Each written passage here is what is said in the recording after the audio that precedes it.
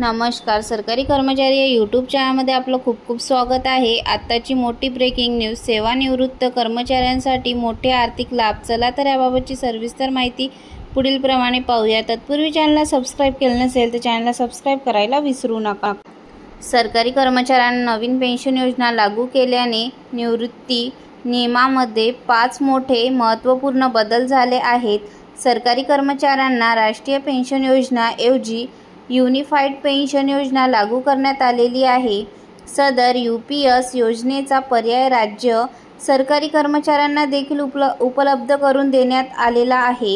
Unified pension योजना अंतर्गत ज्या कर्मचाऱ्यांची सेवा ही 25 वर्षे पूर्ण झालेली आहे त्यांना निवृत्तीच्या वर्षी मागील 12 महिन्याच्या सरासरीमुळे वेतनाच्या 50% रक्कम ही पेन्शन म्हणून मिळणार आहे. जर 25 वर्षापेक्षा सेवा कमी असेल अशा वेळी सेवा काळानुसार पेन्शन निश्चित करण्यात येईल.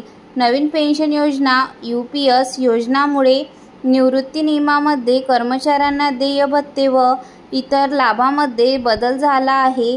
ते पुढील प्रमाणे जाणून घेऊयात.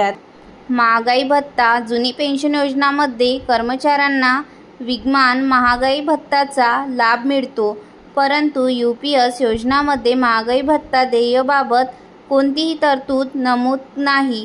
2. सेवानिवृत्ती उपदान. मृत्यू उपदान. नवीन निवृत्तीवेतन योजनामध्ये आर्थिक लाभाचे अनियमितीकरण.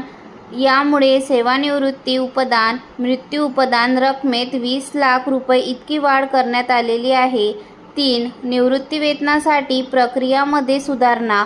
जुनी पेन्शन योजनामध्ये पेन्शन प्रक्रियेसाठी बरेचसा काळ लागून जायचा, परंतु सुधारित निवृत्तीवेतन योजना ही ऑनलाईन स्वरूपाची प्रक्रिया असल्याने निवृत्तीवेतन प्रक्रिया करिता पूर्वीपेक्षा कमी कालावधी लागणार आहे.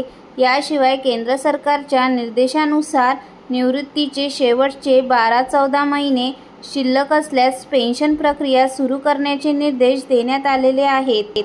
4. किमान पेन्शन. नवीन पेन्शन योजनामध्ये किमान 10 वर्ष सेवा असणाऱ्या कर्मचाऱ्यांना किमान 10,000 रुपये इतकी मासिक पेन्शनची हमी दिली जाणार आहे, परंतु जुनी पेन्शनमध्ये किमान सेवा 20 वर्षे इतकी झाल्यास पूर्ण पेन्शनची तरतूद आहे.